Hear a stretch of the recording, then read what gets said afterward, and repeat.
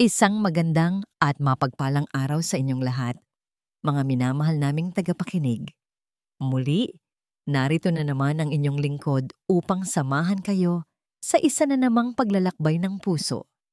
Isang kwentong susubok sa ating pananaw tungkol sa pag-ibig, pagtitiwala, at katatagan. Sabi nila, ang tiwala ay parang isang mamahaling salamin. Kapag ito'y nabasag, maaari mo pang pulutin ang bawat piraso, ngunit hinding-hindi na maibabalik sa dati ang refleksyon.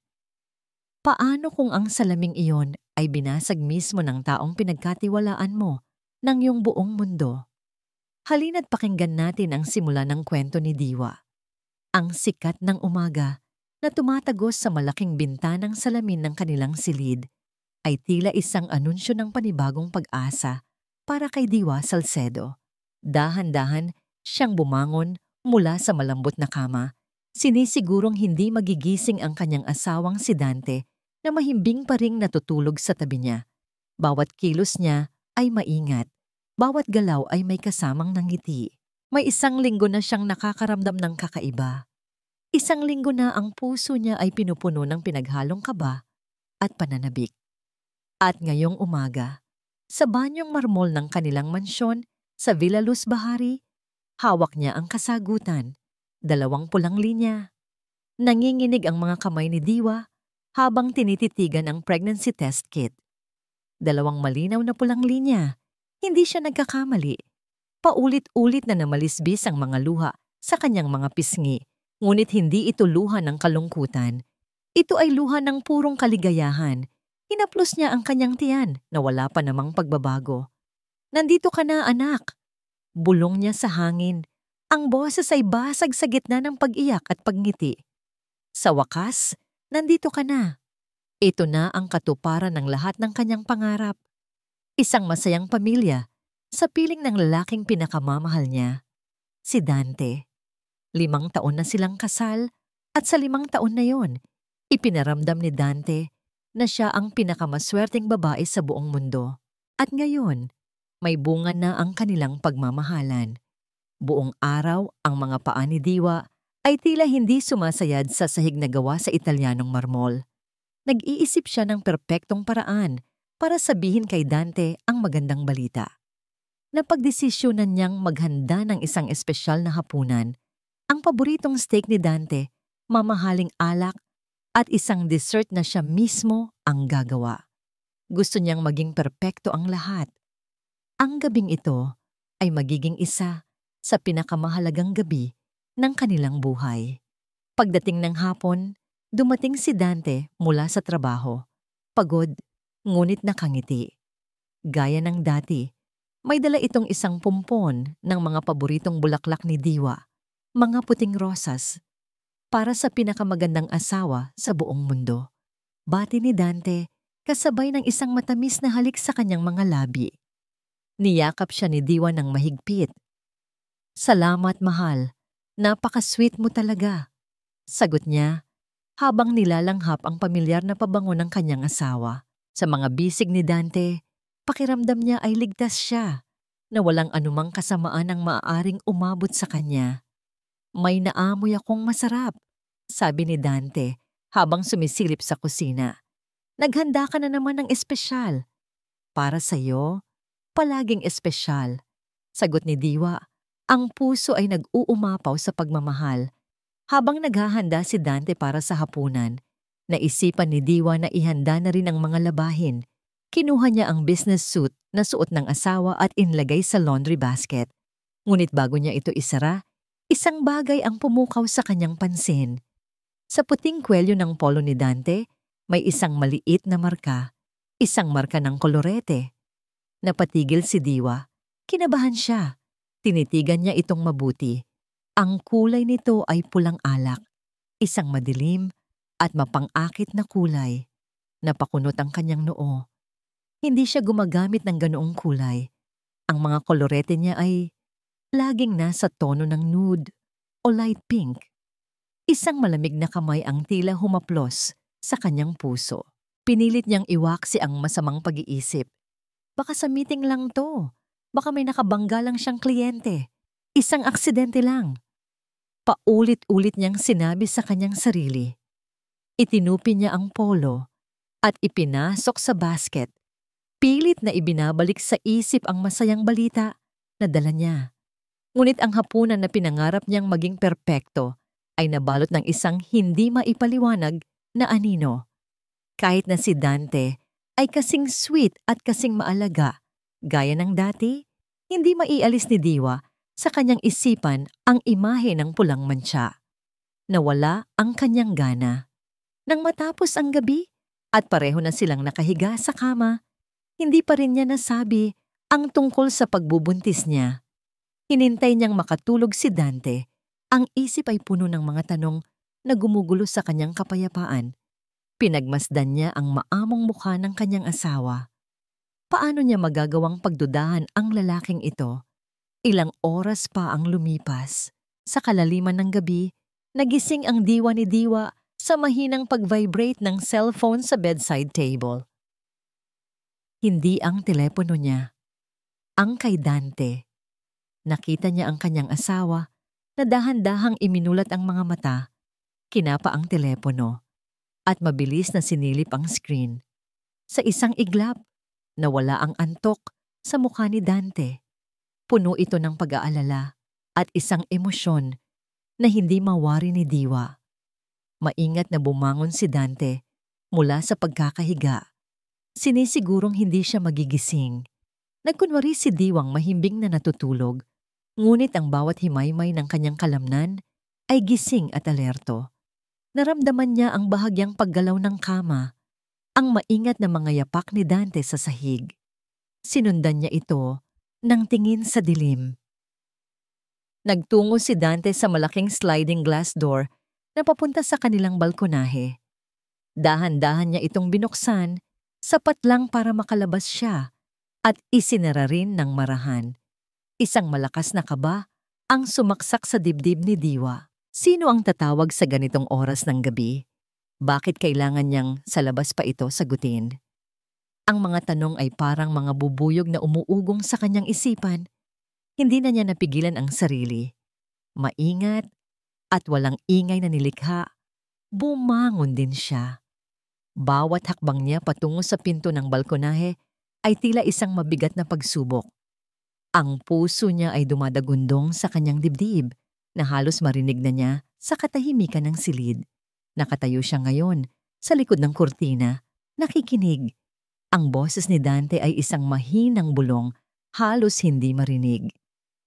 Hindi ka dapat tumawag ng ganito ka-late. Oo. Alam ko, may pag-aalala sa tono ni Dante at paglalambing, isang tono na pamilyar kay Diwa. Dahil iyon ang tono na ginagamit nito kapag siya ang kausap.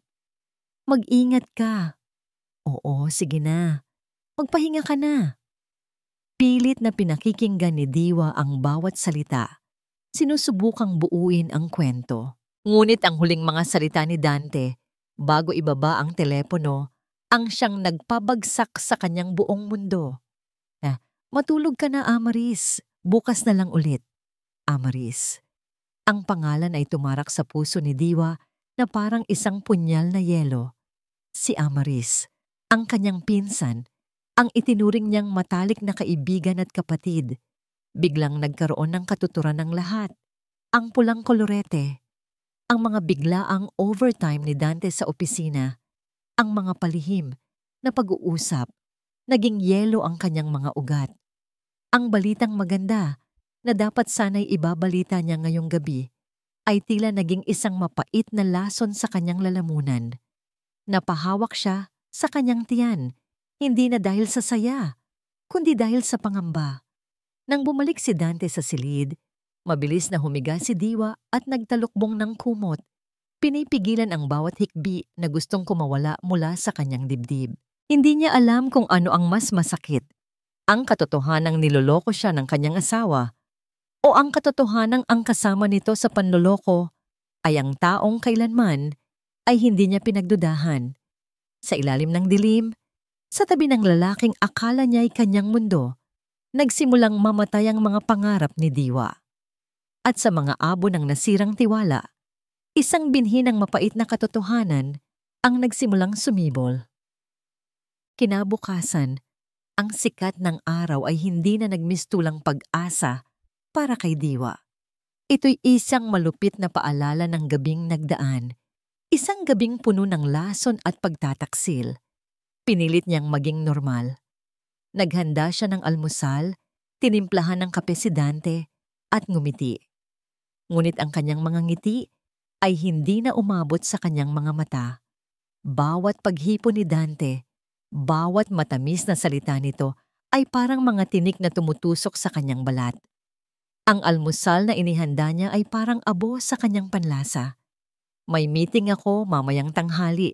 Mahal, sabi ni Dante habang inaayos ang kanyang kurbata. Baka medyo malate ako ng uwi. Tumangulang si Diwa habang isang malamig na tinig ang bumubulong sa kanyang isipan. Sinungaling. May lakad ka ba ngayon? Tanong pa nito. Oo, mabilis niyang sagot, gumagawa ng kwento. Makikipagkita ako sa mga kaibigan ko. Mag-iingat ka. Ang huling mga salita ay lumabas na may kasamang pait na siya lang ang nakakaalam. Nang makaalis si Dante, gumuho ang maskarang suot ni Diwa. Napasandal siya sa pader, hinahabol ang kanyang hininga. Kailangan niyang malaman. Kailangan niyang makita sa sarili niyang mga mata. Hindi na sapat ang mga bulong sa dilim at ang mantsa ng kolorete. Makalipas ang ilang oras, nagmaneho si Diwa. Wala siyang partikular na destinasyon. Ang tanging gabay niya ay ang text message na palihim niyang nakita sa telepono ni Dante bago ito umalis. Tahanan Cafe, 1 p.m. Habang nasa daan, ang isip niya ay isang magulong digmaan. Kalahati nito ay nagdarasal na sana'y mali siya, na sana'y isa lang itong masamang panaginip, na baka may business meeting lang talaga si Dante at nagkataon lang na nandoon din si Amaris. Ngunit ang kalahati ng kanyang isip, ang bahaging nasugatan na, ay alam na ang katotohanan. Naramdaman niya iyon sa kanyang mga buto. Ang kanyang mga kamay ay mahigpit na nakakapit sa manibela. Ang mga buko ng daliri niya ay namumuti na. Bawat busina ng sasakyan, bawat pagbabago ng ilaw trapiko ay nagpapatala sa kaba sa kanyang dibdib. Ilang minuto bago mag-alauna, narating niya ang Tahanan Cafe. Iparada niya ang kanyang sasakyan sa kabilang kalye, sa isang pwesto kung saan kitang-kita niya ang salaming pader ng kapihan, ngunit siya'y hindi madaling mapansin. Pinatay niya ang makina ng sasakyan at naghintay. Bawat segundo ay parang isang oras. Bawat taong pumapasok sa cafe ay sinusuri niya. Ang puso niya ay kumakarera. Bawat tibok ay isang malakas na dagundong sa kanyang tainga. At pagkatapos, nakita niya ito. Ang pamilyar na BMW ni Dante. Bumaba si Dante mula sa sasakyan, gwapo at magara sa kanyang suot na business attire. Pumasok ito sa loob ng cafe. Ilang sandali pa, isang babae ang tumayo mula sa isang mesa sa may bintana upang salubungin ito. Ang buhok ng babae, ang kanyang tindig. Kahit nakatalikod, kilala ni Diwa kung sino iyon. At nang lumingon ito at ngumiti kay Dante, gumuho ang natitirang pag-asa ni Diwa. Si Amaris, nakangiti ito ng matamis, ang parehong nangiti na ibinibigay nito sa kanya sa tuwing sila'y magkikita. Mula sa kanyang sasakyan, nasaksihan ni Diwa ang isang eksenang unti-unting dumudurog sa kanyang puso. Nakita niya kung paano hinaplos ni Dante ang pisngi ni Amaris. Nakita niya kung paano sila nagtawanan na parang walang ibang tao sa mundo. Ang kanilang mga kilos ay hindi kilos ng magpinsan o magkaibigan. Iyon ay kilos ng 2 taong nagmamahalan.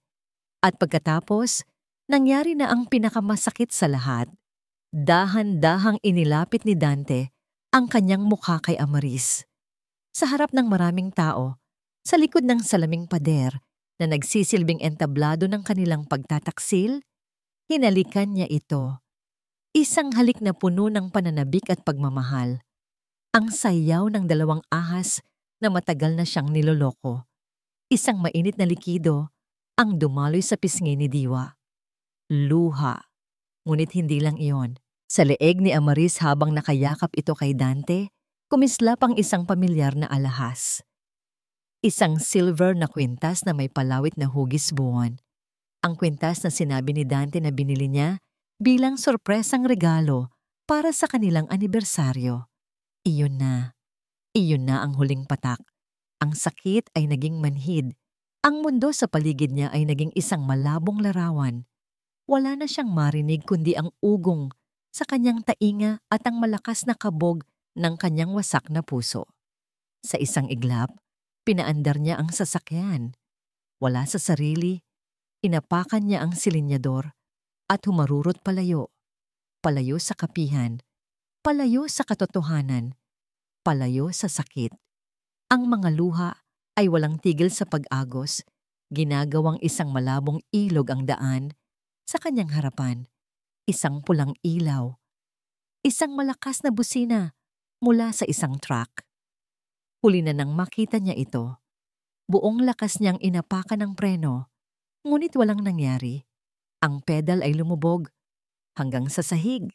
Walang kagat, walang pagtutol. Sa huling sandali bago ang kadiliman, ang tanging naisip ni Diwa ay hindi ang pagtataksil, kundi ang munting buhay sa loob ng kanyang sinapupunan. Isang nakabibinging tunog ng bumibiyak na metal at nababasag na salamin ang pumunit sa katahimikan ng hapon. Pagkatapos, kadiliman.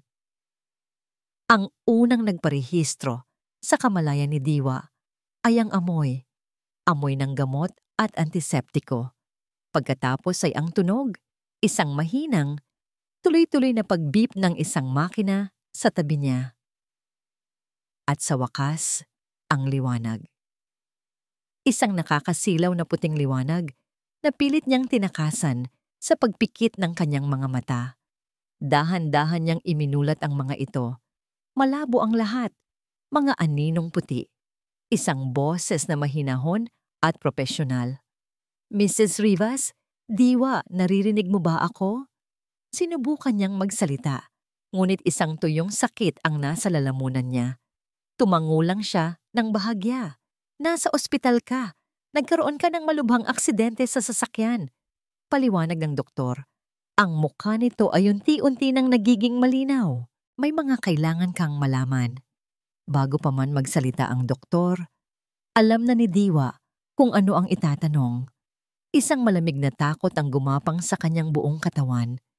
Ang kanyang kamay, sa kabila ng panghihina, ay kagyat na humaplos sa kanyang tiyan. Walang sakit, ngunit may kulang. Isang kakaibang pakiramdam ng kawalan. Ang baby ko? Hirap niyang tanong. Ang bawat salita ay parang bubog na sumusugat sa kanya. Ang pag-iwas ng tingin ng doktor at ang biglaang paglambot ng kanyang ekspresyon ay sapat ng sagot. I'm very sorry, Diwa. Ginawa namin ang lahat ng aming makakaya, but we lost the baby. Ang mga salita ay tumama kay Diwa na parang isang malaking alon.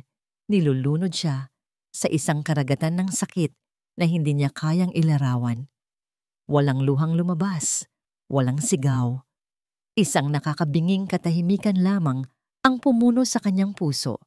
Isang malalim na hukay kung saan dating naroon ang kanyang mga pangarap. Pakiramdam niya ay inubos ang kanyang kaluluwa.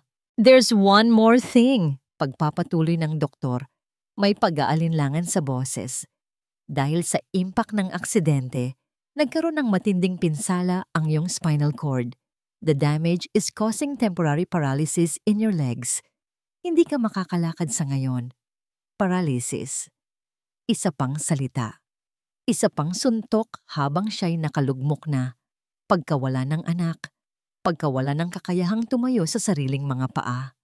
Tumingin si Diwa sa kawalan. Wala na siyang maramdaman. Manhid na siya. Ilang sandali pa, bumukas ang pinto.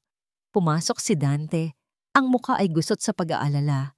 Sinusundan ng isang umiiyak na si Amaris. Mahal ko! Sigaw ni Dante. Tumakbo ito sa tabi ng kama at hinawakan ng kanyang kamay. Ang mga luha ay umaagos sa mga mata nito. Diyos ko, Diwa, anong nangyari? Sobra akong nag-alala. Hinayaan lang ni Diwa na hawakan nito ang kanyang kamay. Malamig, walang buhay. Ang pag-arte nito ay napakagaling, ngunit para kay Diwa, ang mga luha nito ay parang asido na pumapasok sa kanyang balat. Nakikita niya sa likod ng maskara ang isang halimaw na nagdiriwang. Ate, humihikbing sabi ni Amaris habang hinahaplos ang kanyang buhok. Salamat sa Diyos at ligtas ka. Hindi ko kakayanin kung may mangyaring masama sa iyo. Ang haplos ng kanyang pinsan ay parang haplos ng isang ahas, isang nakakasukang pagbabalat kayo. Gusto niyang isigaw sa kanilang mga mukha ang lahat. Ang halikan sa kafe, ang kwintas, ang tawag sa telepono, ngunit walang lakas na lumabas sa kanya. Sa halip, nanatili siyang tahimik, isang estatwang basag, pinagmamasdan ng kanilang perpektong pagganap.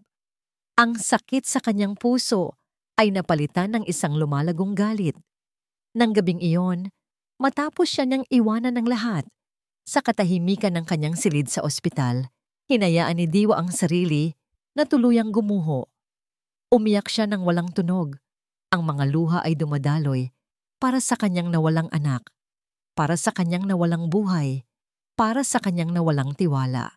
Nakatitig siya sa kanyang mga paa na walang pakiramdam sa ilalim ng puting kumot. Ito na ba ang katapusan niya? Isang lumpong byuda sa sarili niyang buhay habang ang mga taong sumira sa kanya ay masayang magpapatuloy? Sa gitna ng kanyang pagdadalamhati, sa pinakamababang punto ng kanyang buhay, isang bagay ang nangyari. Isang kislot. Halos hindi niya naramdaman. Napakabilis. Ngunit sigurado siya. Sa dulo ng kanyang kanang paa, sa ilalim ng kumot, ang kanyang hinlalaki ay bahagyang gumalaw. Napatigil siya sa pag-iyak. Nakatitig siya sa kumot, hindi humihinga. Inutusan niya ang kanyang isip. Galaw. Galaw ulit. At doon, naramdaman niya ulit ito. Isang maliit na kuryente. Isang bahagyang pagkurba ng kanyang daliri sa paa. Isang pakiramdam na akala niya ay hindi na niya muling mararanasan. Hindi siya tuluyang paralisado. Isang ideya, madilim at mapanganib, ang biglang sumibol sa kanyang isipan na puno ng pagkasira. Isang plano na isinilang mula sa abo ng kanyang trahedya. Sinabi ng doktor na pansamantala lang ito, ngunit hindi nila alam kung gaano katagal. Paano kung gagamitin niya ito? Ang kanyang kahinaan, ang kanyang pagiging lumpo, ang wheelchair na magiging piitan niya ay maaari niyang gawing trono. Ang kanyang kalagayan bilang isang kaawa-awang biktima ay maaari niyang gawing perpektong balat kayo. Mula sa kanyang pagiging walang magawa, maaari niyang panoorin ang bawat galaw nila. Mula sa kanyang katahimikan, maaari niyang pakinggan ang bawat bulong nila. Gagamitin niya ang kanilang awa bilang kanyang kalasag at ang kanilang pagmamaliit bilang kanyang sandata. Tumigil ang pag-agos ng kanyang mga luha. Ang kalungkutan sa kanyang mga mata ay napalitan ng isang malamig at matigas na determinasyon. Hinayaan niyang manatiling walang emosyon ang kanyang mukha, isang blangkong canvas. Ang paglalaro ay nagsimula na, at sa larong ito, siya na ang magtatakda ng mga patakaran. Ang pagbabalik sa Villa Luz Bahari ay isang mapait na karanasan para kay Diwa. Ang bahay na dati simbolo ng kanyang mga pangarap at kaligayahan ay sinalubong siya ngayon, hindi bilang isang reyna, kundi bilang isang bihag. Nang huminto ang sasakyan sa harap ng malaking pinto, ang lahat ay tila isang perpektong dula. Ang driver ay magalang na nagbukas ng pinto. Ang mga kasambahay ay nakalinya, ang mga mukha ay puno ng awa at pag-aalala. Si Dante, ang bidang aktor, ay buong ingat siyang inalalayan. Ang bawat kilos nito ay puno ng sinanay na pagmamahal. Dahan-dahan nitong inalis ang kanyang seatbelt at maingat siyang binuhat palabas ng sasakyan. Dahan-dahan, mahal, bulong nito. Sapat na para marinig ng lahat. Nandito lang ako. Hindi kita pababayaan. Isinandal ni Diwa ang kanyang ulo sa dibdib ni Dante, gumanap sa papel ng isang mahina at sirang-sirang babae. Ngunit sa loob-loob niya, hindi init ng pagmamahal ang kanyang naramdaman, kundi ang lamig ng bakal ng isang kulungan. Ang mga bisig na yumayakap sa kanya ay ang parehong mga bisig na yumakap sa kanyang taksil na pinsan. Ang puso niyang nakasandal sa dibdib nito ay hindi na nakakaramdam ng pag-ibig, kundi ng matinding pagkamuhi. Maingat siyang inilapag ni Dante sa wheelchair na naghihintay sa kanya. Isang bagong-bago, makintab na wheelchair, ang kanyang magiging piitan, ang kanyang magiging trono. Si Amaris, na may daladalang isang baso ng tubig, ay lumapit agad. Ang kanyang mga mata ay namumugto pa rin. Isang perpektong imahe ng nag-aalalang pinsan. Ate, kumusta ang pakiramdam mo? Huwag kang mag-alala. Aalagaan ka namin ni Kuya Dante. Ngumiti lang si Diwa ng isang maputlang ngiti. Isang ngiting pagod. Si Amaris na ang nagtulak ng kanyang wheelchair papasok sa mansyon. Habang dumadaan sila sa malawak na pasilyo, sa ilalim ng kumikinang na chandelier, at sa pagitan ng mga mamahaling palamuti, bahagyang yumuko si Amaris. Ang kanyang mainit na hininga ay dumampi sa tainga ni Diwa, at ang kanyang bulong ay kasing talim ng isang patalim. Kita mo ate, pabigat ka na lang ngayon. Hindi kumurap si Diwa. Hindi siya gumalaw. Tinanggap niya ang mga salita na parang isang sundalong tumatanggap ng bala. Hinahayaan itong tumagos at maging bahagi ng kanyang lumalakas na galit. Ang kanyang mukha ay nanatiling blanko, isang perpektong maskara ng kalungkutan. Pagdating sa kanilang master's bedroom, ang lahat ay inihanda para sa kanya. Ang kama ay mas pinababa. Ang mga gamit ay inayos para madali niyang maabot. Lahat ay sigaw ng pagkalinga. Ngunit para kay Diwa, lahat ay isang paalala ng kanyang pagiging inutil. Magpahinga ka na muna, mahal, sabi ni Dante matapos siyang tulungang makahiga sa kama. Kung may kailangan ka, tawagin mo lang kami. Salamat, sagot ni Diwa. Ang boses ay mahina at garalgal. Hawak niya ang kanyang telepono. Nagkukunwaring tinitingnan ang mga lumang litrato. Habang inaayos ni Amaris ang mga unan sa likod niya, sinadya ni Diwa na manghina ang kanyang pagkakahawak sa telepono. Ito'y dumulas mula sa kanyang kamay, gumulong, at huminto sa ilalim ng kama, sa isang lugar na hindi madaling makita. Ay, ang telepono ko, sabi niya sa isang pagod na boses. Ako na ang kukuha, ate. Alok ni Amaris. Huwag na. Mabilis na sagot ni Diwa. Hayaan mo na muna dyan. Pagod na ako. Gusto ko lang matulog. Nagkatinginan si Dante at Amaris, at sa kanilang mga mata, nakita ni Diwa ang isang kislap ng tagumpay. Para sa kanila, ito ay isang kumpirmasyon ng kanyang kahinaan. Hindi nila alam, bago pa man mahulog ang telepono, ang voice recorder nito ay bukas na. Iniwan siyang mag-isa sa silid. Naghintay si Diwa. Naghintay siya ng ilang oras, pinakiramdaman ang bawat tunog sa kabahayan. Nang marinig niya ang mahinang pag-uusap mula sa sala, alam niyang oras na. Akala nila, tulog na siya. Akala nila, wala na siyang kapangyarihan.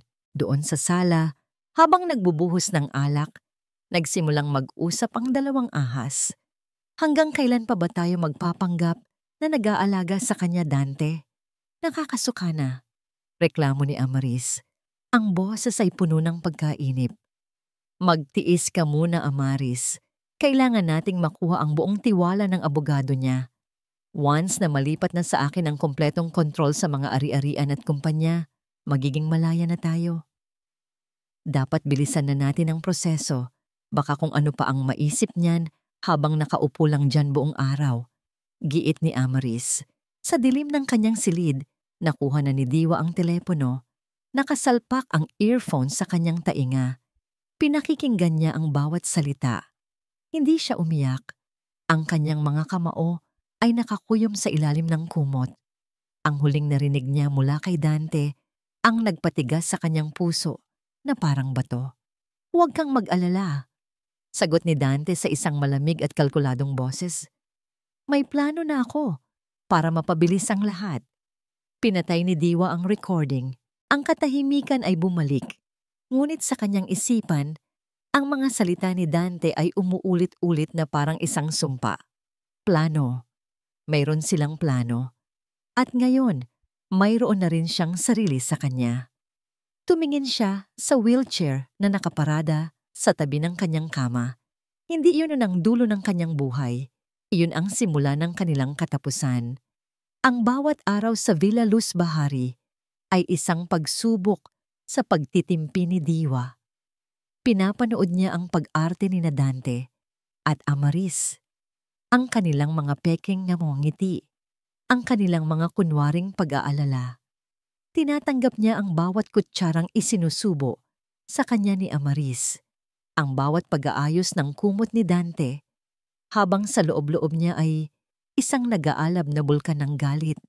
Ang recording mula sa kanyang telepono ay isang matibay na ebidensya, ngunit alam niyang kulang pa ito. Kailangan niya ng mas marami.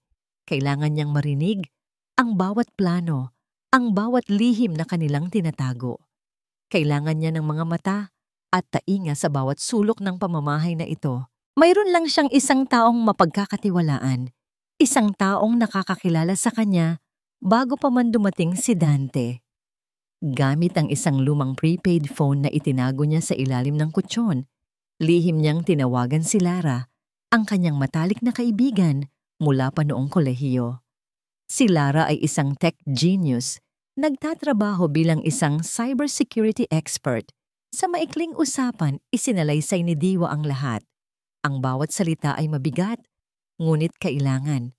Sa kabilang linya, ang katahimikan ni Lara ay nabasag ng isang mura. Ang mga hayop.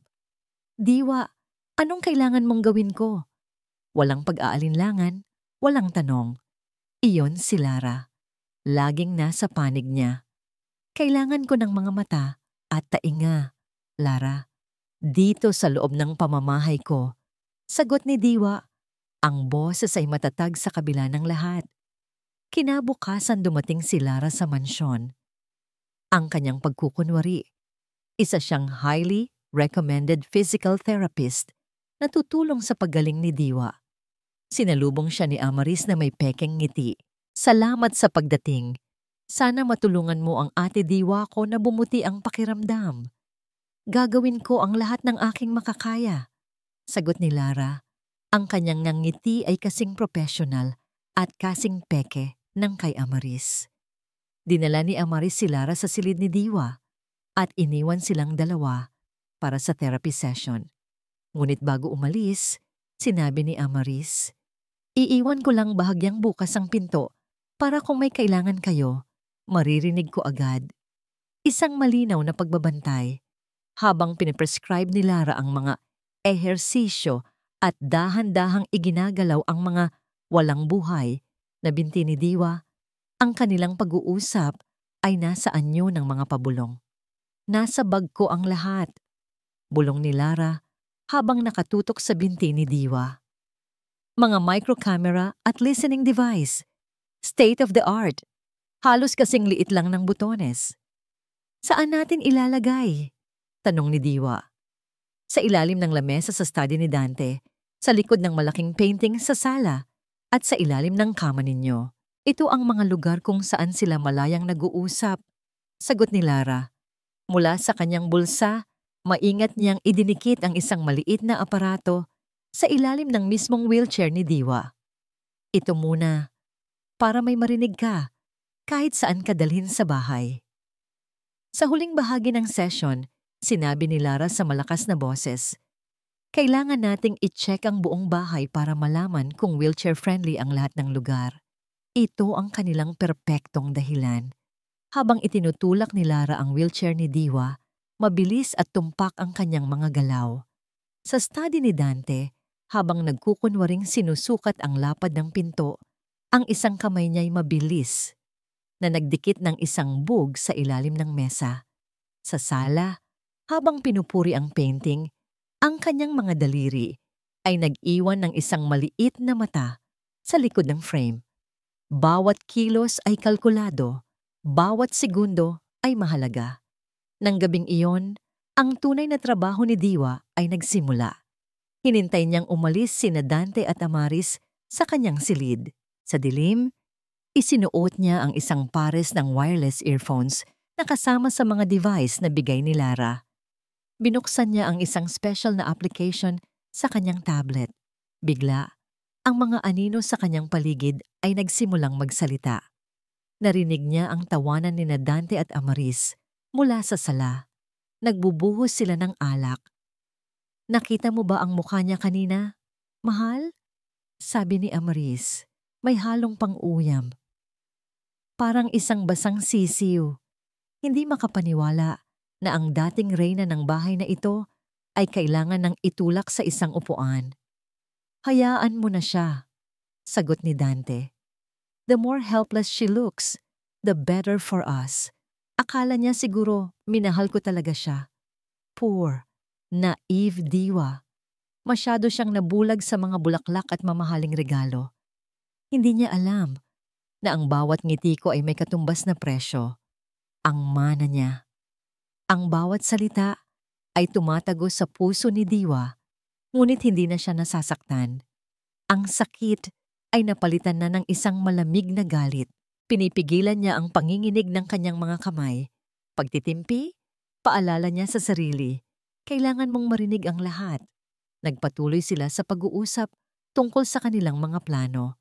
Mga biyahe sa Europa, isang bagong sports car para kay Dante, isang koleksyon ng mga alahas para kay Amaris. Lahat ay bibilhin gamit ang perang ninakaw mula sa kanya.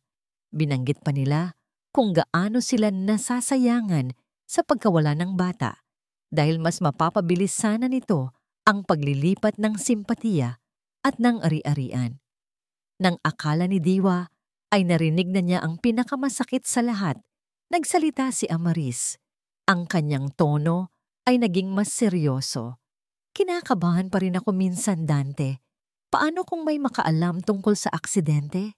Paano kung may mag-imbestiga?" Narinig ni Diwa ang pagbuntong hininga ni Dante. Aksidente ang tingin ng lahat. Walang ebidensya. Isa yung trahedya at doon na magtatapos ang kwento.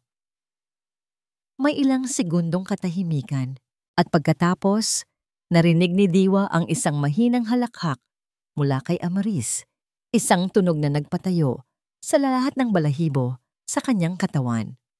"Huwag kang mag-alala," sabi ni Amaris sa isang kampante at nakakakilabot na boses. "Buti na lang at maingat kong inayos ang preno ng sasakyan niya. Kung hindi, sira na sana ang plano natin." Sa sandaling iyon, tila huminto ang pagtibok ng puso ni Diwa. Ang hangin ay nawala sa kanyang mga baga. Ang apat na sulok ng kanyang madilim na silid ay tila gumuhos sa kanya. Hindi ito isang aksidente. Ito ay isang pagtatangka sa pagpatay. Sila ang pumatay sa kanyang anak. Isang luhang pumatak mula sa kanyang mata. Ngunit hindi ito luha ng kalungkutan. Ito ay luha ng purong, walang halong, at nakamamatay na galit. Ang nakaraan. Minsan, ito ay isang matamis na alaala.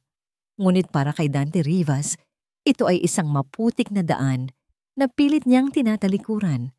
5 taon at kalahati na ang nakalipas, hindi pa Villa Luz Bahari ang mundo niya. Ang mundo niya ay isang maliit at nangangamoy na opisina sa Maynila, napapalibutan ng mga tumpok ng bayarin, mga demand letter, at mga tawag mula sa galit ng mga kliyente.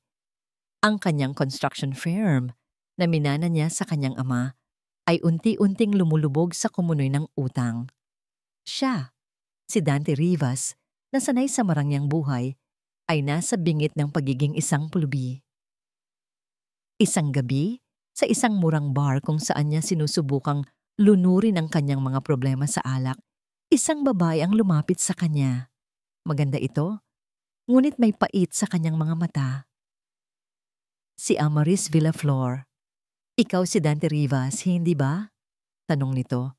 Ang boses ay direkta. Sino ka? Sagot ni Dante, iritado.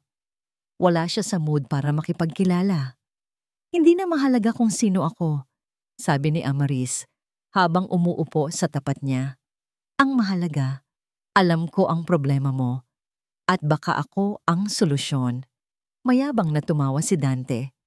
Solusyon? Kung wala kang dalang isang maletang puno ng pera, hindi ikaw ang solusyon. Ngumiti si Amaris, isang ngiting hindi umabot sa kanyang mga mata.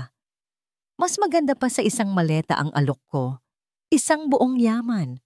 Doon nakuha ni Amaris ang buong atensyon niya. Sa loob ng sumunod na oras, isinalaysay ni Amaris ang isang kwento. Kwento ng inggit. Kwento tungkol sa isang pinsan na nasa kanya na ang lahat. Si Diwa Salcedo, isang ulila na nag-iisang tagapagmana ng isang malawak na lupain at isang matagumpay na negosyo. Lagi na lang si Diwa, sabi ni Amaris, ang boses ay puno ng kinikimkim na galit. Si Diwa na mabait, si Diwa na maganda, si Diwa na mayaman. Mula pagkabata, ako ang anino niya. Ako ang tagapulot ng mga luma niyang laruan, ng mga damit na ayaw na niya. Lahat ng atensyon, nasa kanya. Samantalang ako, laging nasa tabi, naghihintay ng kahit anong limos. Nakikinig lang si Dante. Nakikita niya sa mga mata ni Amaris ang parehong apoy na nasa kanya, ang pagnanasa para sa isang buhay na hindi kanila. Mayaman siya, Dante. Sobrang yaman. At nag-iisa. Ang kailangan lang niya ay isang prinsipe na sasagip sa kanya mula sa kanyang kalungkutan. Pagpapatuloy ni Amaris, ang kanyang mga mata ay kumikinang sa ilalim ng madilim na ilaw ng bar. At pagkatapos, ibinagsak niya ang kanyang plano. At ikaw ang magiging prinsipe na yon. Ang plano ay simple ngunit tuso.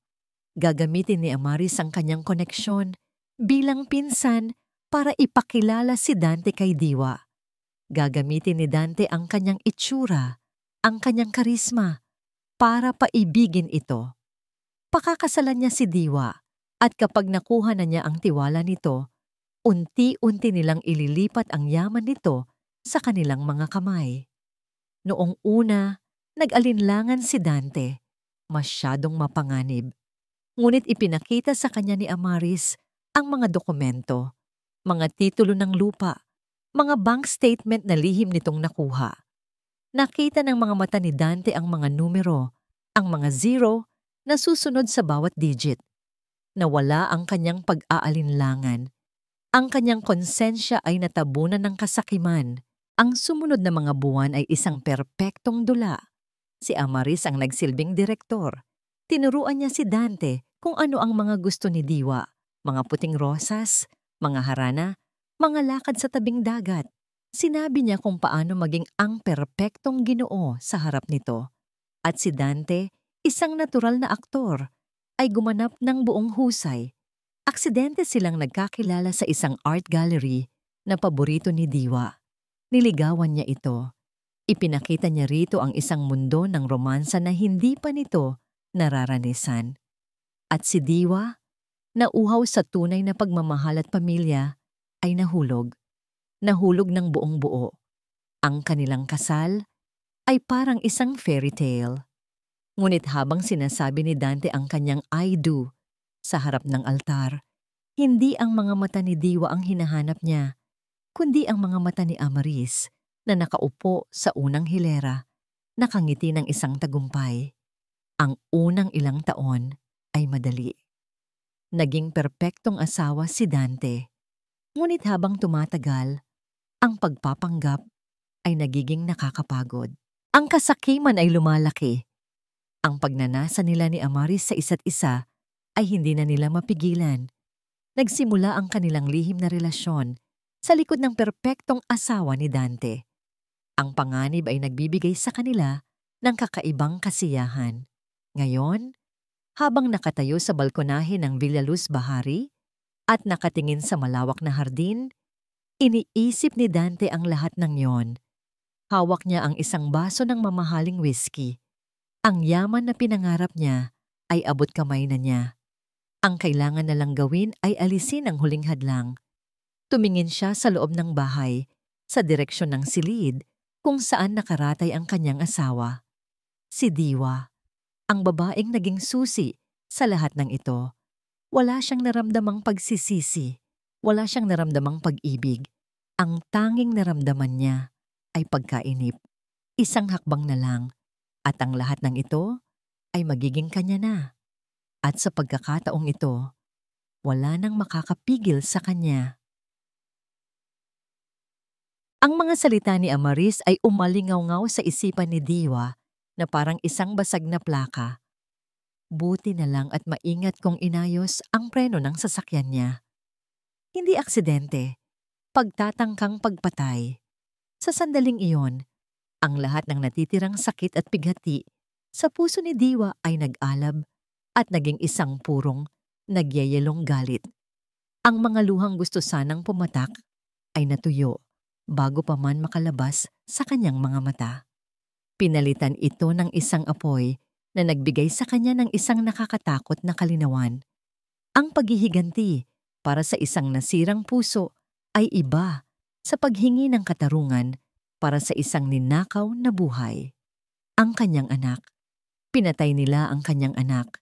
Ang kanyang mga kamay ay nanginginig na humawak sa malamig na bakal ng armrest ng kanyang wheelchair. Napakuyom ito nang napakahigpit hanggang sa mamuti ang kanyang mga buko. Ang wheelchair na ito, na simbolo ng kanyang kahinaan sa mata nila, ay naging tahimik na saksi sa kanyang sumpa. Hindi na sapat ang ilantad lang sila. Hindi na sapat ang hiwalayan at bawiin ang kanyang yaman. Kailangan nilang magbayad sa kulungan. Kinabukasan, habang nagpapanggap na natutulog, hinintay niyang makaalis si Dante para sa trabaho at si Amaris para sa pamimili nito gamit ang pera niya. Nang mag-isa na lang siya, kinuha niya ang kanyang lihim na telepono. Iisang numero lang ang nasa isip niya. Hindi si Lara. Kailangan niya ng ibang uri ng armas. Kailangan niya ang batas. Nanginginig ang kanyang mga daliri habang dinadial niya ang numero ni Attorney Benjamin DeMarco, ang matagal ng abogado at matalik na kaibigan ng kanyang yumaong ama. Si Attorney DeMarco ay parang pangalawang ama na sa kanya, isang taong may prinsipyo at matinding katapatan. Sumagot ito sa pangalawang ring. Diwa Hija, napatawag ka. Kumusta ka na? Nabalitaan ko ang nangyari at… Pinutol siya ni Diwa. Ang boses ay mahina, ngunit matatag. Attorney, Tito Ben, kailangan ko po ng tulong ninyo. Higit kailanman. Isang oras lang ang lumipas, may nag-doorbell. Si Lara para sa kanyang regular na physical therapy session. Ito ang kanilang perpektong pagkakataon. Nang nasa silid na sila at sarado na ang pinto, mabilis silang kumilos. Maingat na inilipat ni Diwa ang lahat ng audio recordings mula sa kanyang tablet patungo sa isang maliit at itim na USB drive. Lara, darating si Attorney DeMarco, sabi ni Diwa. Sasabihin kong kailangan ko ng legal advice tungkol sa aking last will. Kailangan mong palabasin si Amaris kapag nandito na siya. Mag-isip ka ng paraan.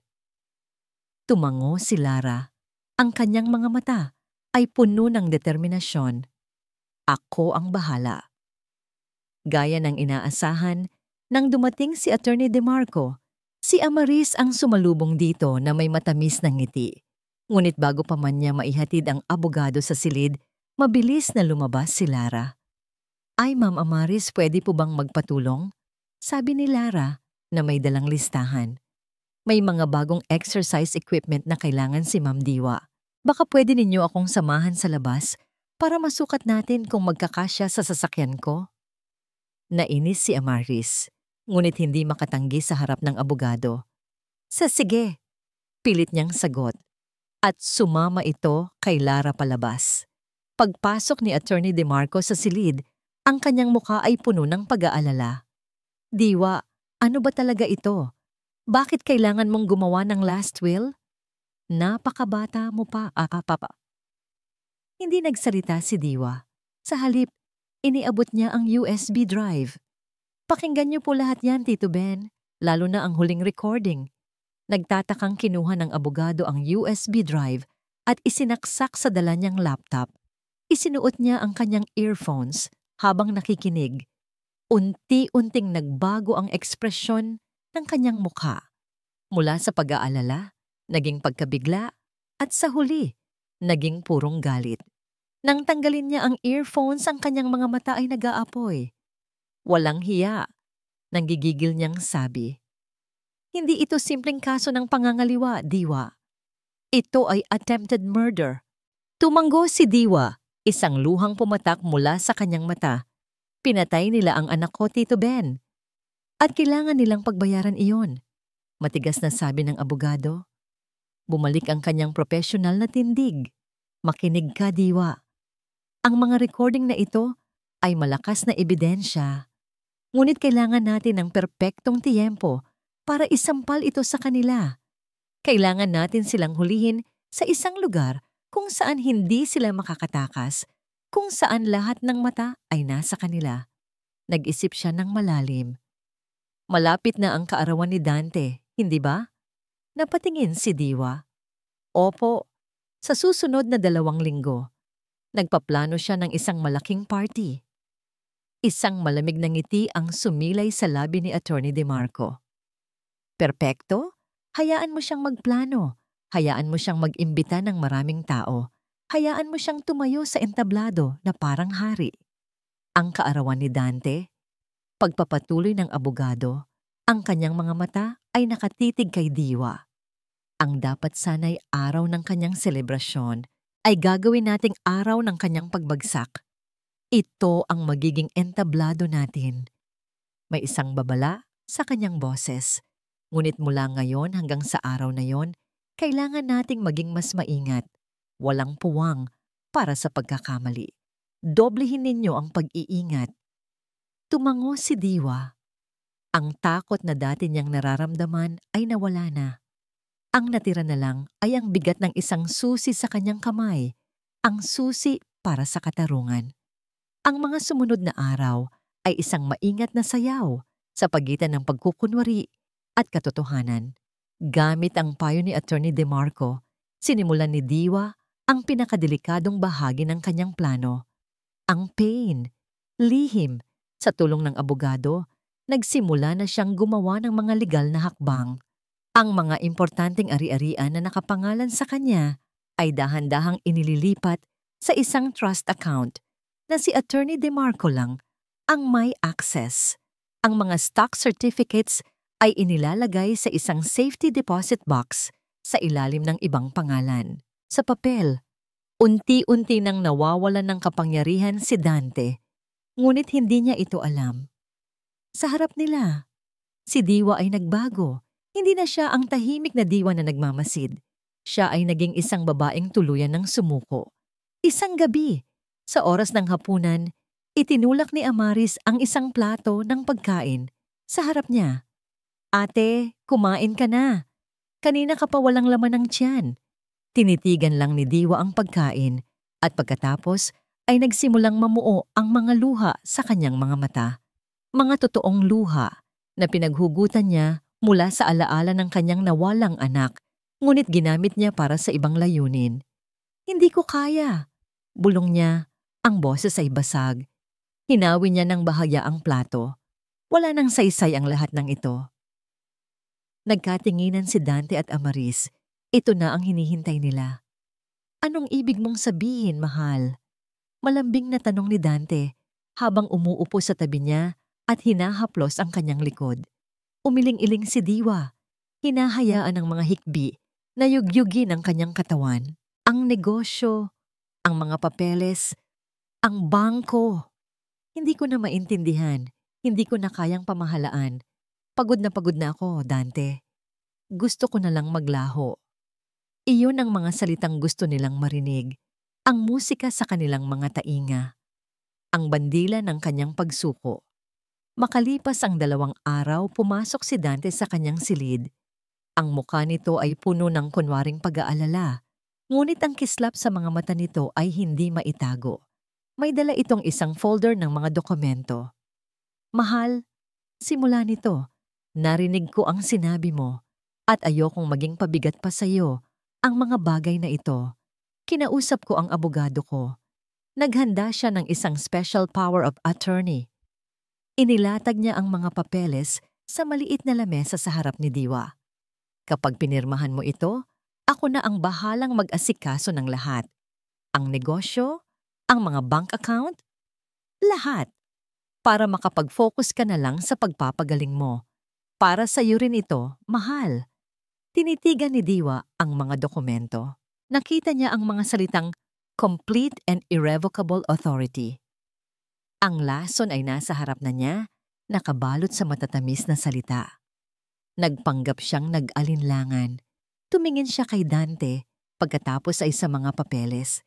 Isang perpektong pag-arte ng isang taong nag-aagaw buhay sa pagitan ng pag-asa at kawalan. Ang hindi alam ni Dante, ang mga papeles na hawak nito ay hindi ang orihinal na galing sa abogado niya. Kagabi, habang natutulog si Dante, mabilis na pumasok si Lara para sa isang emergency check-up at pinalitan ang mga dokumento ng mga pekeng papeles na inihanda ni Attorney DeMarco. Mga papeles na kamukhang-kamukha ng orihinal, ngunit walang anumang legal na bisa. Sa wakas, kinuha ni Diwa ang ballpen. Nanginginig ang kanyang kamay habang inilalapat ito sa papel. Para sa ikabubuti ko? Tanong niya sa isang mahinang boses. Oo, mahal. Sagot ni Dante. Ang nangiti ay halos hindi na mapigilan. Para sa iyo. Nilagdaan ni Diwa ang bawat pahina. Sa bawat pirma, nakikita niya ang paglaki ng tagumpay sa mukha ni Dante. Nang matapos, kinuha nito ang mga papeles na parang isang tropeo. Magaling, mahal. Makakapagpahinga ka na ng tuluyan na... Hinalikan siya nito sa noo. Isang halik na malamig at puno ng kasinungalingan. At masayang lumabas ng silid. Naiwang mag-isa, tumingin si Diwa sa kanyang mga kamay. Hindi na ito nanginginig. Nang gabing iyon, at sa mga sumunod pang gabi, habang ang buong bahay ay nahihimbing, isang lihim na ritual ang isinagawa ni Diwa. Sa dilim ng kanyang silid, habang nakalakang pinto, ginagamit niya ang bigat ng kanyang katawan para umupo sa gilid ng kama. Pawis at panginginig, iyon ang una niyang naramdaman. Pagkatapos, gamit ang matibay na bedpost bilang suporta, dahan-dahan niyang itinutulak ang kanyang sarili pataas. Ang kanyang mga binti, na matagal nang hindi nagagamit, ay nanginginig na parang dahon. Ang sakit ay totoo. Ang hirap ay totoo. Ngunit sa bawat pagtayo, gaano man kaikli, nararamdaman niya ang pagbalik ng kanyang lakas. Isang hakbang, 2 hakbang, nakakapit sa mga muebles, bawat gabi mas malayo. Bawat gabi mas matatag.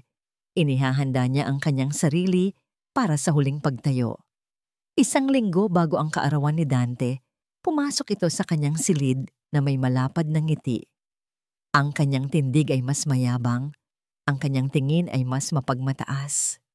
Mahal, may maganda akong balita. Sabi nito, magkakaroon ako ng isang malaking birthday party dito sa bahay. Panahon na para magdiwang. Panahon na para sa mga bagong simula. Lumuhod ito sa harap ng kanyang wheelchair, hinawakan ng kanyang mga kamay, at tinitigan siya ng diretso sa mata. Ang kanyang mga mata ay puno ng isang nakakatakot na pagwawagi. At sa gabing iyon, pagpapatuloy niya sa isang makahulugang boses, meron akong isang napakahalagang anunsyo na gagawin sa lahat. Isang anunsyo na magbabago sa lahat. Alam ni Diwa kung ano ang iniisip nito, ang pag-anunsyo ng kanyang pagreretiro at ang pagkuha ni Dante ng buong kapangyarihan Ngumiti lang si Diwa ng isang mahinang ngiti. Talaga? Bulong niya. Mukhang magiging isang gabi iyon na hindi malilimutan.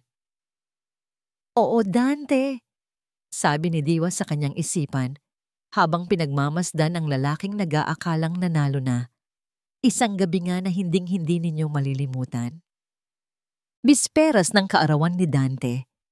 Ang buong Villa Luz Bahari ay abala. Ang mga caterer ay pumapasok at lumalabas. Ang mga taga-ayos ng bulaklak ay naglalagay ng mga magagarang palamuti. At ang mga ilaw ay isinasabit sa malawak na hardin. Ang lahat ay naghahanda para sa isang engranding selebrasyon. Isang selebrasyon ng kasinungalingan. Mula sa bintana ng kanyang silid, pinanood ni Diwa ang lahat ng ito. Ang kanyang wheelchair ay nakaposisyon sa isang sulok. Ginagawa siyang isang anino sa sarili niyang pamamahay. Ang ingay at sigla sa labas ay kabaligtaran ng nakabibinging katahimikan at tensyon sa loob niya. Sa mga huling araw, ang pag-arte ni Dante at Amaris ay nag-iba. Wala na ang labis na pag-aalala. Napalitan ito ng isang hindi maitatagong pagkainip at pagwawagi. Hindi na sila nag-iingat. Akala nila ang laro ay tapos na. Akala nila sila na ang nanalo. Pumasok si Amaris sa kanyang silid nang hindi man lang kumakatok. May dala itong isang eleganteng damit, isang itim na gown na kumikinang. Tingnan mo ate, sabi niya habang itinatapat ang damit sa kanyang katawan at humaharap sa salamin. Bagay ba sa akin? Ito ang isusuot ko bukas.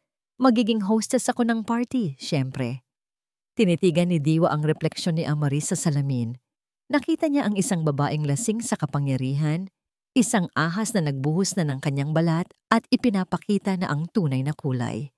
Pagkatapos, lumapit si Amaris sa malaking walk-in closet ni Diwa. Binuksan niya ito at nagsimulang halongkatin ang mga mamahaling damit at alahas. Kinuha niya ang isang kwintas na diamante, regalo ni Dante kay Diwa noong unang anibersaryo nila. Alam mo ate, sabi ni Amaris habang isinusukat ang kwintas, sayang lang ang mga ito kung mabubulok lang dito. Siguro, simula bukas, ako na ang mag-iingat ng mga ito para sa'yo. Hindi umimik si Diwa. Ang kanyang mukha ay kalmado. Ang kanyang mga mata ay parang isang malalim at madilim na lawa. Hahayaan niya silang magpakasasa sa kanilang tagumpay. Hahayaan niya silang akyatin ang pinakatuktok ng kanilang pedestal. Dahil mas mataas ang kanilang lipad, mas malakas ang kanilang pagbagsak. Nang gabing iyon, pumasok naman si Dante. Umupo ito sa gilid ng kama. Ang amoy ng alak ay bahagyang naamoy ni Diwa. Handa ka na ba para bukas, mahal? Tanong nito. Ang salitang mahal ay lumabas na parang isang biro. Magiging isang malaking gabi. Pagkatapos ng anunsyo ko, lahat ay magiging mas maayos. Tumingin ito sa paligid ng silid na parang sinusuri ang bawat sulok. Alam mo, naisip ko lang, baka masyadong malungkot para sa iyo dito. Pagkatapos ng lahat ng ito, baka mas makabubuti kung magpapahinga ka muna sa isang lugar na mas tahimik. Isang magandang rest house o isang high-end na nursing facility. Isang lugar kung saan maaalagaan ka ng husto. Ang tunay na kahulugan ay malinaw. Isang kulungan. Isang lugar kung saan siya itatapon at kakalimutan. Sa wakas, nagsalita si Diwa. Ang kanyang boses ay mahina, ngunit walang bakas ng panginginig. Ikaw ang bahala, Dante, kung ano ang sa tingin mo ay makakabuti. Ang kanyang pagsang-ayon ang huling piraso na kailangan ni Dante. Ngumiti ito. Isang tunay na ngiti ng isang taong nakuha na ang lahat ng gusto niya. Mabuti naman at nagkakaintindihan tayo. Tumayo ito at naglakad palabas ng silid. Naiwang mag-isa, dahan-dahang itinulak ni Diwa ang kanyang wheelchair papunta sa harap ng isang malaking salamin. Tinitigan niya ang kanyang sariling refleksyon. Ang babae sa salamin ay maputla at payat. Nakaupo sa isang selyang may gulong. Sa unang tingin, siya ay isang larawan ng pagkatalo. Ngunit sa kanyang mga mata, isang apoy ang nagliliyab, isang apoy na hindi nila nakita, isang apoy na pinanday ng pagtataksil, pinalakas ng pighati, at sinindihan ng galit. Ang babaeng ito ay hindi isang biktima. Siya ay isang mandirigma na naghihintay ng tamang oras para sa huling laban. Kinuha niya ang kanyang lihim na telepono. May isang text message mula kay Attorney DeMarco. Maikli lang ang nakasulat. Handa na ang lahat. Magkita tayo bukas. Sa ilalim ng mensahe may isa pang linya mula kay Lara. Good luck. Sirain mo sila. Pinatay ni Diwa ang telepono. Tumingin siya ng muli sa salamin. Ito na ang huling gabi. Ang huling gabi ng kanyang pagkukunwari. Ang huling gabi ng kanilang maling akala. Bukas, sa gitna ng kanilang pagdiriwang, sa harap ng lahat ng kanilang mga kaibigan, babangon siya. Babangon siya mula sa kanyang trono ng kasinungalingan at isisiwalat niya ang lahat ng mga aninong nagsasalita sa dilim. Ang gabi ay kumikinang sa kasinungalingan. Ang hardine ng Villaluz Bahari ay nabago at naging isang paraiso ng mga ilaw at bulaklak. Ang mga panauhin na pawang mga elite ng lipunan, mga negosyante, politiko, at socialite ay nagkalat. Hawak ang mga kopita ng champagne, nagpapalitan ng mga pekeng papuri at mga plastik na ngiti. Ang hangin ay puno ng tugtugin ng isang string quartet at ng amoy ng mamahaling pabango. Sa gitna ng lahat ng ito ay si Dante Rivas. Nakasuot ng isang mamahaling tuxedo, siya ang larawan ng tagumpay. Bawat bati ay tinutugunan niya ng isang mayabang na ngiti. Bawat tapik sa balikat ay nagpapataba sa kanyang puso. Ito ang gabi niya. Ito ang kanyang koronasyon. Sa tabi niya, si Amaris na nakasuot ng kumikinang na itim na gown at ng ninakaw na kwintas na diamante ay gumanap ng perpekto bilang kanyang reyna. Ang kanyang tawa ay matinis at puno ng pagwawagi. Ang kanyang mga mata ay nagniningning sa bawat papuri na kanyang natatanggap. At sa isang sulok ng hardin, malapit sa isang fountain na tahimik na umaagos, naroon si Diwa. Nakaupo sa kanyang wheelchair, nakasuot ng isang simpleng puting bestida. Ang kanyang presensya ay isang anino sa gitna ng karangyaan, isang paalala ng isang trahedya na ginagamit nilang palamuti sa kanilang tagumpay. Maraming bisita ang lumalapit sa kanya, nag-aalok ng kanilang awa. Kumusta ka na, Diwa? Magpakatatag ka. Nandito lang kami para sa'yo. Bawat salita ay tinatanggap niya ng isang maliit, malungkot na ngiti. Isang perpektong pagganap ng isang babaeng wasak. Ngunit sa ilalim ng mesang natatakpan ng puting mantel, ang kanyang mga kamay ay hindi nanginginig. Ang kanyang mga paa ay nakahanda. Hinihintay niya lang ang tamang hudyat. Nang tumigil ang tugtugin, umakyat si Dante sa isang maliit na entablado na inihanda sa gitna ng hardin. Kinuha niya ang mikropono. Ang lahat ng mga mata ay napunta sa kanya. Magandang gabi sa inyong lahat. Masayang bati niya. Maraming salamat sa pagdalo sa aking kaarawan. Ang gabing ito ay napaka-espesyal sa akin. Hindi lang dahil sa isa na namang taon na ipinagkaloob sa akin, kundi dahil ito rin ay isang gabi ng mga bagong simula. Tumingin siya sa direksyon ni Diwa. Isang tingin na puno ng pekeng pagmamahal. Gaya ng alam ninyong lahat, ang aking pinakamamahal na asawa, si Diwa, ay pinagdaanan ng isang napakatinding pagsubok. At sa panahong ito, kailangan niyang mag-focus sa kanyang paggaling. Naglakad siya patungo kay Diwa. Ang spotlight ay sumusunod sa kanya. Bawat hakbang ay kalkulado. Bawat salita ay sinanay. Kaya naman, bilang kanyang asawa at bilang taong nangangako na aalagaan siya habang buhay, pagpapatuloy niya habang nakatayo sa tabi ng wheelchair ni Diwa. Nais kong ipaalam sa inyong lahat na simula ngayon, Ako na ang pansamantalang mamamahala sa lahat ng kanyang mga ari-arian at sa kumpanyang iniwan ng kanyang mga magulang. Ito ay upang mabigyan siya ng kapayapaan ng isip na kanyang kailangan. Isang palakpakan ng umalingaw-ngaw, mga bulungan ng paghanga sa kanyang kabaitan at sakripisyo. Inilapit ni Dante ang mikropono kay Diwa. May gusto ka bang sabihin, mahal? Ito ay isang hamon, isang pagpapakita ng kanyang kabuuang kontrol. Ngunit bago pa man makasagot si Diwa, humakbang si Amaris. Kinuha niya ang isa pang mikropono. Ako na lang po ang magsasalita para kay ate. Masyado pa po siyang mahina.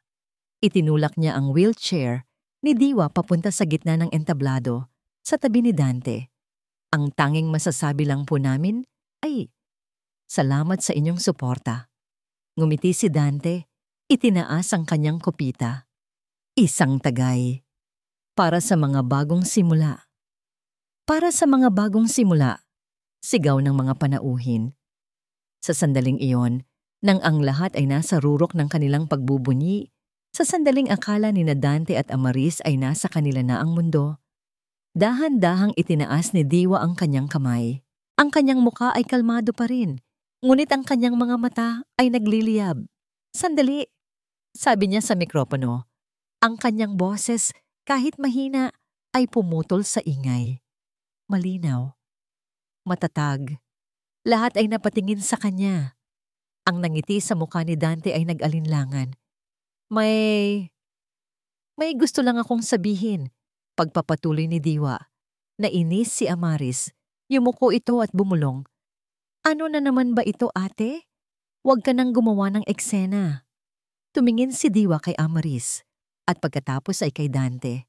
At sa unang pagkakataon, sa loob ng maraming buwan, isang maliit na ngiti ang sumilay sa kanyang mga labi. Isang ngiting malamig at puno ng panganib.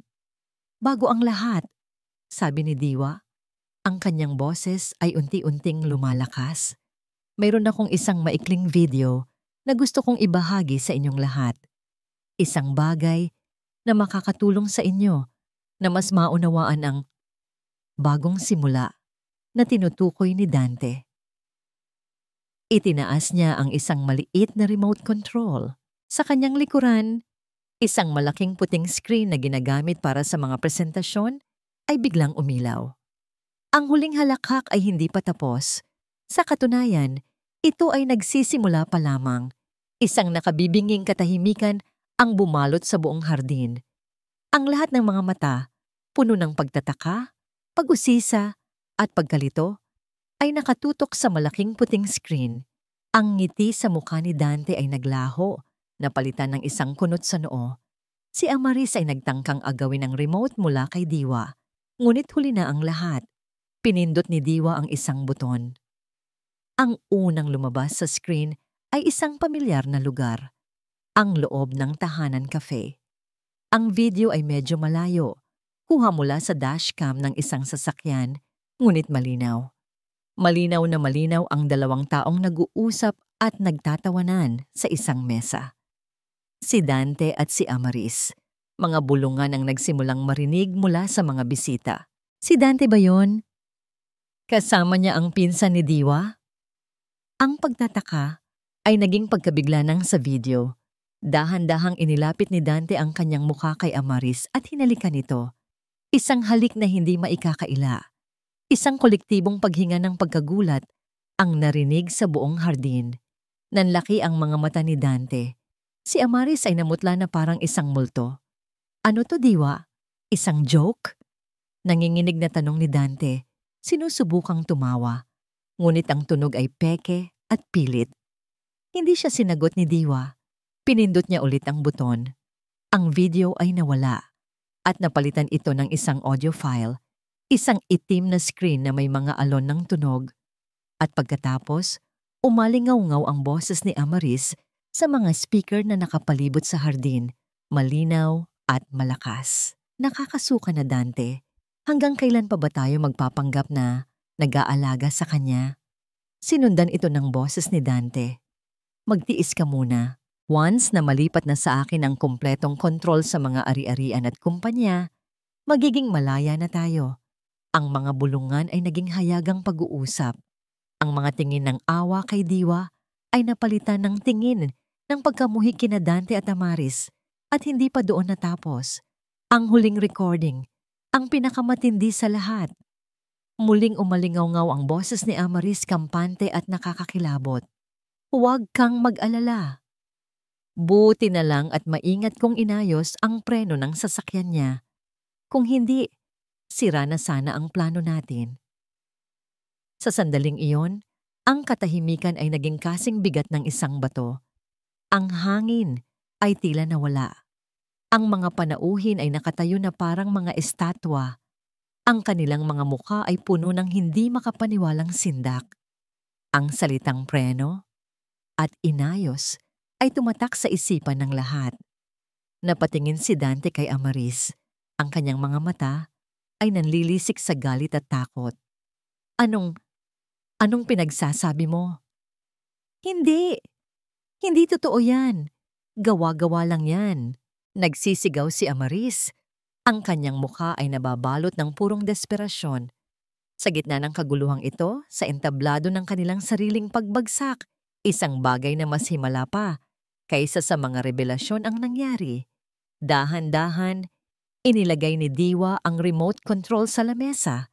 Hinawakan niya ng mahigpit ang magkabilang armrest ng kanyang wheelchair.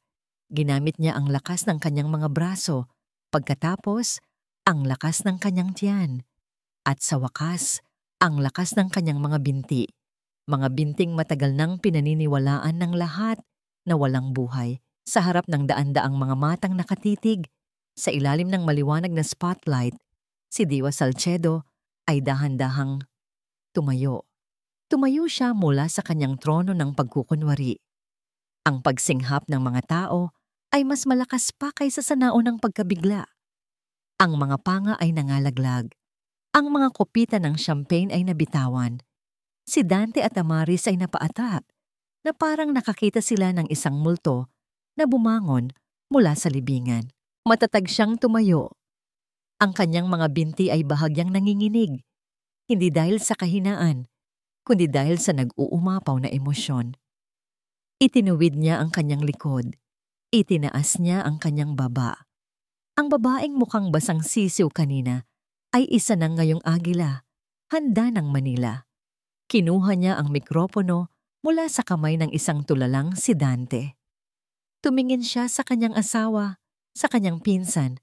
Ang kanyang mga mata ay malamig na parang yelo. Ang laro ay tapos na, Dante.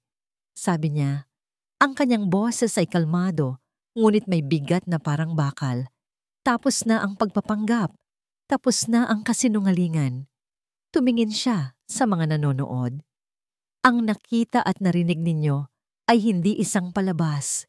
Ito ang katotohanan. Isang katotohanan ng kasakiman, pagtataksil at pagtatangkang pagpatay. Pinatay nila ang aking anak. Bago pa man makagalaw o makatakas sina Dante at Amaris, bumukas ang malaking gate ng hardin. Mula sa dilim, lumabas ang mga unipormadong pulis, kasama si Attorney Benjamin De Marco. Ang kanilang mga yapak ay mabibigat at may awtoridad.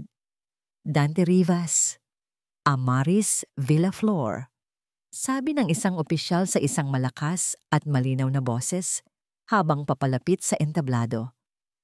Inaaresto kayo sa salang conspiracy to commit murder at falsification of public documents. Ang huling piraso ng kulay ay nawala sa mukha ni Dante. Si Amaris ay napahandusay sa sahig, humahagulgol. Habang pinoposasan sila ng mga pulis, ang huling nakita nila ay ang mukha ni Diwa. Nakatayo pa rin siya ng matatag, hindi na isang biktima, hindi na isang anino. Siya ang hustisya, siya ang pagbangon, siya ang apoy na tumupok sa lahat ng kasinungalingan. Makalipas ang ilang linggo, ang iskandalo sa Villa Luz Bahari ay unti-unti nang humupa, ngunit ang mga epekto nito ay mananatili magpakailanman. Ang kwento ni Dante Rivas at Amaris Villaflor, ang magkasintahang ahas na nagbalatkayo, ay naging usap-usapan sa bawat sulok ng mataas na lipunan. Sila ngayon ay nakakulong, naghihintay ng kanilang paglilitis. Ang kanilang mga muka ay nasa pabalat ng bawat pahayagan, hindi bilang mga taong matagumpay, kundi bilang mga kriminal. Ang Villa Luz Bahari, ang bahay na naging saksi sa lahat ng sakit at pagpapanggap, ay ibinenta ni Diwa. Bawat muebles, bawat palamuti, bawat alaala ng kasinungalingan ay ipinaalis niya. Kailangan niya ng bagong simula sa isang lugar na walang anino ng nakaraan. Ngayon, nakatayo si Diwa sa harap ng isang mesa sa opisina ni Attorney DeMarco. Sa harap niya ay isang dokumento, ang huling papel na mag-uugnay sa kanya kay Dante. Ang kanyang annulment papers, kinuha niya ang ballpen. Ang kanyang kamay ay hindi nanginginig. Sa isang mabilis at matatag na pirma, pinuputol na niya ang huling tanikala na nagtatali sa kanya sa mapait na kabanatang yon ng kanyang buhay. Diwa Salcedo, hindi na Rivas. Tapos na, Hija, sabi ni Attorney DeMarco. Ang kanyang boses ay puno ng paghanga at respeto. Malaya ka na. Ngumiti si Diwa, isang tunay at payapang nangiti. Salamat po sa lahat, Tito Ben. Ikaw ang dapat pasalamatan, Diwa. Ipinakita mo sa lahat kung ano ang tunay na katatagan. Paglabas niya sa gusali, hindi siya umuwi sa kanyang bagong, mas maliit na kondo. Nagmaneho siya papunta sa isang lugar na matagal na niyang hindi binibisita, ang tabing dagat kung saan sila madalas magpunta ng kanyang mga magulang noong bata pa siya. Iparada niya ang sasakyan at naglakad sa buhanginan. Hinubad niya ang kanyang sapatos at hinayaan ang maligamgam na buhangin na yakapin ang kanyang mga paa. Ang bawat hakbang ay isang paalala ng kanyang lakas. Ng kanyang pagbangon, umupo siya sa buhanginan. Pinanood ang dahan-dahang paglubog ng araw. Ang langit ay nag-aapoy sa kulay kahel, rosas at lila. Ang tunog ng mga alon na humahampas sa dalampasigan ay parang musika sa kanyang tainga. Nililinis ang lahat ng natitirang sakit sa kanyang puso. Wala nang galit, wala nang puot. Ang nararamdaman na lang niya ay isang malalim na kapayapaan. Napatawad na niya sila, hindi para sa kanila, kundi para sa sarili niya. Ang pagpapatawad ang huling susi na nagpalaya sa kanya mula sa bilangguan ng nakaraan. Nagring ang kanyang telepono. Si Lara. Nasaan ka? Tanong nito sa kabilang linya. Nasa lugar kung saan nagsisimula ang lahat, sagot ni Diwa, habang nakatingin sa abot-tanaw. Anong plano mo na ngayon? Tanong ni Lara. Isang mahabang katahimikan ang namagitan. Tumingin si Diwa sa malawak na karagatan, sa walang katapusang posibilidad na dala ng bawat bagong alon. Tumingin siya sa papalubog na araw. Alam na sa paglubog nito, isang bagong umaga ang naghihintay. Isang liwayway. Ngumiti siya. Isang ngiting puno ng pag-asa. Kahit ano, bulong niya sa hangin. Ang boses ay puno ng kalayaan, kahit anong gusto ko. At dito nagwawakas ang mapait, ngunit matagumpay na paglalakbay ni Diwa Salcedo. Mula po sa kaibuturan ng aking puso. Isang taos-pusong pasasalamat sa inyong walang sawang pag-antabay at pagsama sa amin sa bawat kabanata ng kwentong ito. Ang inyong pakikinig ay ang siyang nagbibigay lakas at inspirasyon sa manunulat na tulad ko na magpatuloy sa paghabi ng mga salaysay. Habang isinusulat ko ang bawat salita, naramdaman ko ang bigat ng bawat pagsubok at ang tamis ng bawat pagbangon ni Diwa. Naging isang personal na paglalakbay din ito para sa akin, na lumikha ng isang tauhan na sumasalamin sa katatagan na taglay nating lahat sa kaibuturan ng ating pagkatao. Ang kwento ni Diwa ay isang paalala na gaano man kadilim ang gabi, laging may liwayway na naghihintay, na ang pinakamalalim na sugat ay maaring maging bukal ng ating pinakamalaking lakas. At ang tunay na kalayaan ay hindi matatagpuan sa paghihiganti, kundi sa pagpapatawad. Ang pagpapatawad na ibinibigay natin, hindi para sa iba, kundi para sa ating sarili upang tuluyang makalaya at makapagsimulang muli. Ngayon, nais ko namang marinig ang inyong tinig. Anong aral ang pinakapumatak sa inyong puso mula sa karanasan ni Diwa? Anong bahagi ng kanyang kwento ang mananatili sa inyo? Ibahagi po ninyo ang inyong saloobin sa comment section sa ibaba. Ang inyong mga kwento at pagninilay ay nagbibigay buhay sa aming munting espasyo. Muli, maraming salamat sa pagiging bahagi ng paglalakbay na ito. Hanggang sa muli nating pagkikita sa isa na namang kwento ng puso.